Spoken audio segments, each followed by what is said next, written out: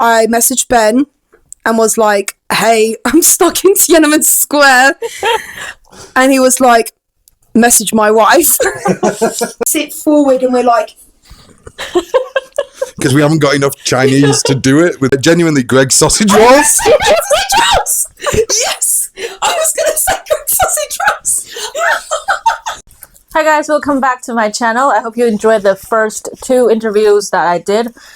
So today, we have 2 people here for my interview. So this is my lovely husband and this is my good friend. Okay, so I'm not going to be in this interview this time because not enough room for me. Okay, yeah. Okay, so would you guys introduce yourselves to us, please? I'm Benjamin. I'm Elena's husband. Hello, my name is Kisa. I'm from England. I'm 28 years old. Hi, nice to meet everyone. How long have you guys been living in Beijing? In Beijing, I think 8 years now, or 8 years in summer. Not 100% sure, to be honest. It's all kind of blurred into one. Okay, so I've lived in Beijing for 2 years now, since the 16th of this month, actually. Woo. And I've lived in China for 3 years. I used to live in the north in Inner Mongolia. So I have lived here for approximately 3-ish years now. So, yeah. Okay, which city do you like the most? Beijing or Inner Mongolia? Okay. So basically, I like Beijing because, you know, there's a lot more international things here, a lot more foreigners and everything. But where I used to live in Inner Mongolia, that was the first place I landed. So it's got kind of a special place in my heart. So I do prefer Inner Mongolia to Beijing, but I prefer the lifestyle of Beijing to Inner Mongolia because there's just more things here to do, more people to see, more places to go, basically. So, yeah, I do prefer Inner Mongolia, but there's more benefits to living in Beijing. I was living in New Zealand at the time. I'd been in China in 2013 in Guangzhou and Sichuan province. Then moved to Australia, back to England, and then to New Zealand. And I was about 28, and I realised I should probably get something on my CV that isn't boy work. Do something with my life. Yeah, pretty much do something with my life that isn't just wandering aimlessly. Yeah. And the company I originally came to China through, that also eventually brought Kisa through, had a job opening for a program coordinator, and I applied, and for some unknown reason, they decided to hire me. So... yeah, that's why I came back here. Yeah. Very much so. I was only planning to be here for a year, so that's worked out well. Yeah, so was I. Just does things to you, doesn't it, being over here? So I was in my 3rd year of university, and we had to do like presentations and everything like that at the end of university of like what you want to do when you leave university. And a friend at the time basically said like, hey, I've just moved to China. I know you've wanted to travel. Do you want to, you know, give it a try? I'll give you the company. And I was like, oh, okay, then that sounds interesting. So I've done my whole presentation about how to move to Asia, how to move to China. Eventually got contact with the company he was working for at the time. And eventually came over, got dropped in the middle of nowhere, thank you, which was in Mongolia. He never came to visit either. That's other things to do with my life. But yeah, that's basically how I ended up here, because I wanted to just travel and everything, and 3 years later, I'm still stuck. What is your first impression of Beijing? I mean, I came in 2013 originally in the winter, so my first impression of Beijing was, oh my God, it's so polluted. It's so smoggy. Like, it's a lot better now. Back then it was. But my first impression that time was that. But I was only in Beijing for, I think, a month before I moved to to Sichuan to teach. So this time coming back, I was pleasantly surprised by how much better it was. It's even better now. But yeah, my first impression of Beijing is relatively similar to my current impression of Beijing. It's a major metropolitan city. It's just a big city. It just has lots of Asian people instead of lots of white people or lots of black people. It's just a big city. I'm not a big fan of it, to be honest. What about you, Kisa? First impressions of Beijing. I came to Beijing from the 8-hour sleeper trains from the north. Loved it. I actually love sleeper trains. Like, I adore them. I find they're so fun. Anyways, so coming to Beijing, it was kind of like weekend trips and things like that. And the things that I did do during that time was kind of just mostly in the center. So like all the like hutongs and everything like that. Like, oh my God. So it's very different from my first experience compared to like where I am now. But yeah, before it was like, yes, let's go to the Summer Palace and let's go to the Great Wall and do all the historical stuff. So at the time I was like, oh my God, it's so much fun. Yeah. Now I live here, I still enjoy it, but you know, that was the first impression. That was a very historical city, and wow, everyone lives in hutongs. Because I never saw the big buildings at the time, you know. So that was my impression. Right. Okay. So our next question: what is the weirdest thing that has happened to you during your time in Beijing? Oh yeah, no. I don't have a reaction like that for this. I mean, I got married. That was pretty weird.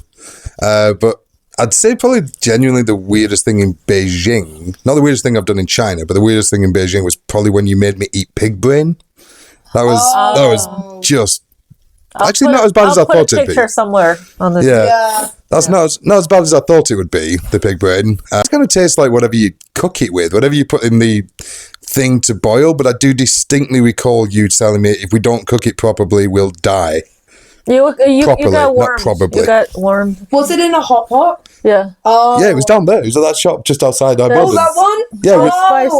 Spicy hot pot. You've had it before and we've gone, haven't you? Yeah. Yeah, but that's probably the weirdest thing that's happened in Beijing. I'm sure there's probably weirder things, but nothing like springs to mind for me. I'll see what Kisa thinks. Kisa, what's the weirdest thing that's happened to you in Beijing? You guys know this story.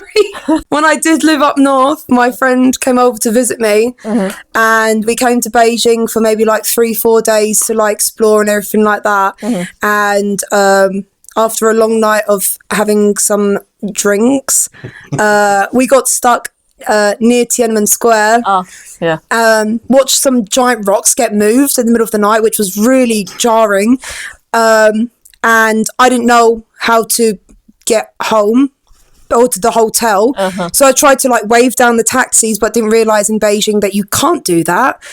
The taxi drivers were literally laughing at me, so that was funny. Couldn't get on the subway because there was the barriers near Tiananmen Square. It was closed. It was closed. Like, this was like, what, almost 12 o'clock, 1 o'clock in the morning? 1 o'clock in the morning, based on my memory. Yeah, so I messaged Ben and was like, hey, I'm stuck in Tiananmen Square. And he was like, message my wife. That's me. So sorry, I burped. But yeah, I messaged Elena and was like, hey, you don't know me very well, but I'm stuck in Tiananmen Square. And she was like, okay, let me call you a Didi to your hotel. Where's your location? And I was just taking pictures of random stuff like, this is my location. I can't help you any other way, mate. I was able to do it somehow and ended up at the hotel. But that was probably the strangest thing that's happened to me thus far. But yeah, just stuck in Tiananmen Square at like 1 in the morning. Pretty weird. It's pretty strange, yeah. But I didn't know any the wiser because I didn't know how to use Didi for where I was living. That was the right decision that you made. Yeah, I was like, who lives in Beijing that can help me? One of the people that got me over here. Of course. Help me, always call a local person. Exactly. If you have any problems in here. I mean, I think at the time I was technically your manager as well. Yeah, I think you were actually. I should probably have done better in that scenario, to be perfectly honest. My wife. Yeah, rather than just fobbing you off on Elena. Well, it worked. Yeah, true. I got home. So since you guys have been in Beijing for quite a while, so what actually made you guys stay? You. Okay. I'd like to have a nicer answer than that, but like I said earlier, I wanted to be here for a year, and then I accidentally got a girlfriend, and then I accidentally got a wife, and now it's 8 years later, and I don't know where my life went. And I'm old, and I'm broken, and I want to go home. Yeah, let's give Kisa has a better answer. But yeah, genuinely, it was you. I stayed here because I got a girlfriend, and I wanted to stay here with her. I had the option still to go back to Australia or to go to Canada. Yeah. But I decided to take my chance on you, and so I stayed here. And 8 years later, I'm still here. Thanks for laughing at that. Appreciate it. I was trying to be nice. No, it was very romantic. Can't you see my little heart? Oh, I just heard the laughter. That's all I heard. No, I was just sitting there like this. I think that's also the reason that lots of people actually stayed. Yeah. Oh yeah, to be honest, a lot of people do get married and stuff over here, don't they? Yeah, even just long-term girlfriends. Yeah, we've known I've known quite a few. I know you've quite known quite a few as well. Yeah, even several of our staff. Yeah, that's true. Yeah, a lot of people do stay because they get into relationships, and sometimes because obviously it's a mixing pool of nationalities here that, if they go back to their own country, their partners half the time are not from the same country. So this is kind of like the hub of where people stay after that happens. So, but when it came to me, God, why did I stay? Because you stayed and you left and then you came back. Yeah, I think it's just because like that's a better reason. Because Ben offered me a job. Well, yeah, that was it. Well, that was one. Like, I did have a job lined up prior, but it fell through, didn't it? Because of COVID at the time. But the reason I mainly stayed was because when I went home during COVID, I just didn't feel at home anymore. You know, I felt more comfortable being over here. It felt more homely to me. Like, you know, home is where my parents are, definitely, and where my friends are. But the country itself just didn't feel like home to me anymore. So yeah, I just wanted to come back, and if it didn't work out, I'd have gone back home, if you know what I mean. Here I am 2 years later, you know, still here, so it's definitely something's worked out, you know. But no, I feel comfortable here. I feel relaxed here. Like this is my home now. You know, I've got no plans of leaving for a while or ever. Depends how quickly the country want to kick me out, you know. So since you've been here for quite a long time, so what do you miss the most about home? Oh, I know. Sorry, I keep doing that. If you say the same thing I'm going to say, I swear to God. I don't think I am, but I feel like you want me to say Colin the Caterpillar. No. It's not Colin the Caterpillar. Genuinely, Greg's sausage rolls. Sausage rolls! Yes! I was going to say Greg's sausage rolls. I mean, obviously, friends, family, they're great. But we can talk to friends and family. You know, we're in the technology age. We can't talk to a Greg sausage roll. Oh my God! I'm so glad you thought that as well. Thank God.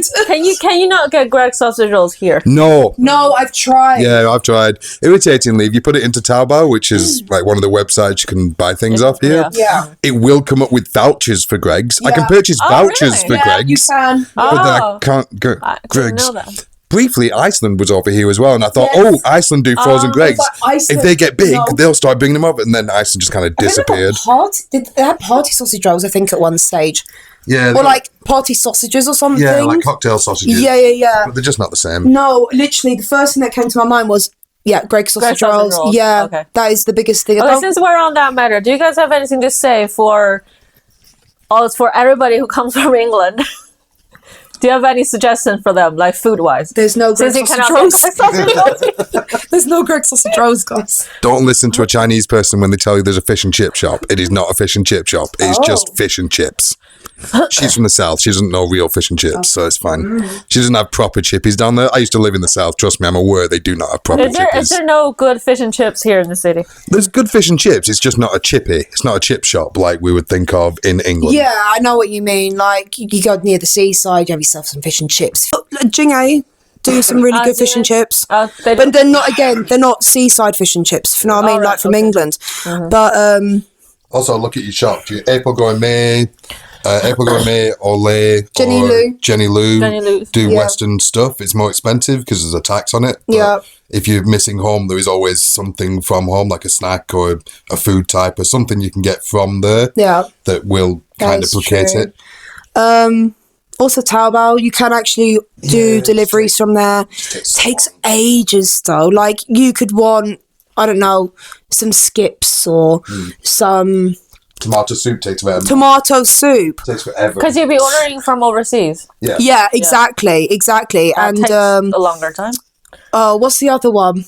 Oh, my mum just sent a package, didn't she? That takes like... Yeah, even just getting things delivered. Yeah. And that's if it makes it to you. Yeah, remember the first package I sent over, it didn't get delivered. Oh, that's a nightmare. Yeah, because we use Royal Mail now, but we used... what was the other one before the international one? It's the yellow one. DHL. Oh, DHL. Yeah. Do not use DHL.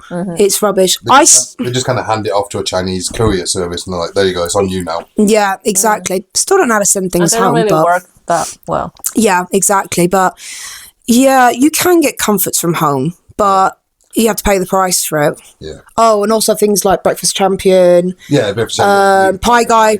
Yeah, they're pretty good as well. Shout out to all them. You know, pew pew pew. Big up the pie guy. Big up the Pie Guy. I love your pies, mate. They're great. You got good sausage rolls, well, but they're not like Greg's. So if you Sausages. could go back in time and talk to yourself as a new arrival in Beijing, what would you say to yourself? Run.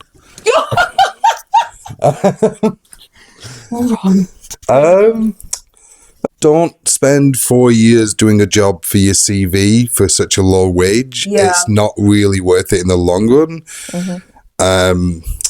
Just go get experience of doing stuff and take on extra work, because especially when you're doing like teaching work or something in China, you're like, I'm doing what I'm doing. I'm not doing anything that isn't like directly within my contracts, and that's not the way to get ahead. You can get good money doing teaching, but you won't get ahead unless you take on extra bits of responsibility.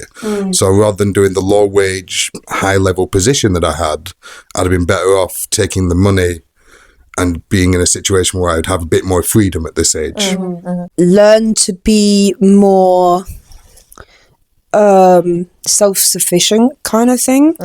Like, just chuck yourself out there, speak to people a lot more, try and learn more Chinese. Yeah, I was just thinking that as well. I was like, Yeah. learn Chinese. It's been 8 years. I lived in the north where I was literally one of the only foreigners in the area, and I came back to England learning almost nothing. I actually learned more Chinese being in Beijing, which is crazy, you know. But yeah, I used to just be like, oh, my friend over here, help me. My friend over there, help me. Where I've gotten to the stage now where it's like, no, I can do everything myself. Don't worry about it. You know, I wish I learnt that earlier on, where now I would have been much more ahead than what I am now, you know. So I wish that was something that I kind of thought of at the time. But obviously I was much younger. I was like early 20s back then. So do you guys think learning the language is important?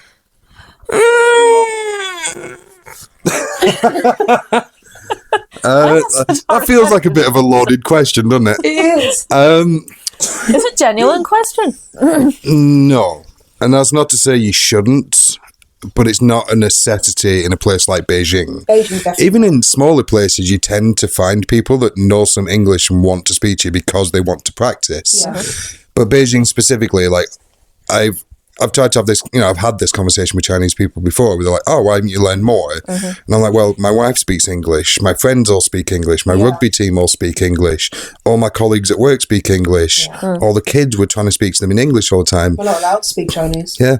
People on the street don't want to practice Chinese with you. They want to practice their English English. with you. Yeah. So unless you've got a drive to actually learn the language, like I know enough to get about, you know, everyone learns enough to get about just by living here. Yeah. But it's hard to build up the drive to go do it unless it's something you're genuinely interested in. And languages have just never been something I've been particularly good at. So I wouldn't say it's necessary to learn the language, but Chinese people do really appreciate it when you do. Especially if you get out of Beijing into the smaller, you know, your tier 3 cities or your villages, they really appreciate it. Like they're all super excited that you've come here and you've like learned their culture and learned their language, and yeah. So it's not a necessity, but it is a fun and useful thing to actually do. Yeah. I agree with most of what he said, to be honest. Like, yeah, it's one of them things that I feel like I don't need it half the time because, again, everyone I talk to speaks English. But at the same time, where I do teach in a kindergarten, all the kids are very young as well, I just pick it up because, you know, they're speaking like at a baby level. Yeah. You know, so I'm picking up basic words in the classroom. I want my mommy. 我要回家. I want to go home. You know, yeah. I want to be here. Yeah, I'm free. exactly. I would say the only places you really need it the most would be like sometimes in taxis. Yes, actually, yeah. When you want them to make a U-turn. Oh my god, we have some issues on the road sometimes because we live in the same building. So we take the taxi home together. We also work together. So we have some issues on the road sometimes with the taxi drivers. We know left and right, but we still struggle with straight. Yeah, but we learned left. We only learned left and right because of taxis. Yeah, because when you come into our community, it's up a bridge. Yeah. And there's an upward bit that goes to where civilization clearly is. And there's a down bit that goes towards a car park. Yeah. And for some reason, every Chinese person who drives a taxi or an Uber, Chinese version of Uber, wants to go to the parking garage. I've become American. Garage. Wants to go to the parking lot, garage. Wants to go down there to park, basically, even though civilization is very blatantly in neon lights above it. So we've had to learn, we'd sit there in the taxi and we get there and every day we're like, yo bien. We literally sit there like, is he going to do it? Is he going to do it? No. There's little sections on our route home where we both even we were having a nap, we'll wake up almost entirely because the car will do little certain movements. You're like, we're here. Is he going to do it? Is he going to do it? Sit forward and we're like, because we haven't got enough Chinese to do it. And if they went the wrong way, it's going to take you a longer time to get home. It happened the other day. So much. It's happened 3 times in the last week. It's taken us an extra half an hour because of Beijing traffic. Yeah. It is brutal. If you miss one turn because of Beijing traffic, you're just stuck for an extra half hour. You can't say if we learnt more Chinese, then we could say something. This is what I'm saying. Taxis is definitely one we need to learn more for. But, it happened. The guy who went down that long way and had to go all the way around. It was like an extra 30 minutes onto our journey. And when that happened, we didn't know what to say. We couldn't say anything. So I just sat in the back of the car going, very British. Well, you could have said something if you knew more Chinese, I guess. Oh, and we definitely could. But also things like, even you have taught me this before. Yeah. When we get to the top of that bridge, sometimes we'll get out to go to the shop though, rather than going around the community to where we live. And you have taught us how to say, please stop the car here. Yeah. But every time we're just going, Jing, jelly, curry, Jing, curry. 停这里. Yeah, and we're just throwing out the various words that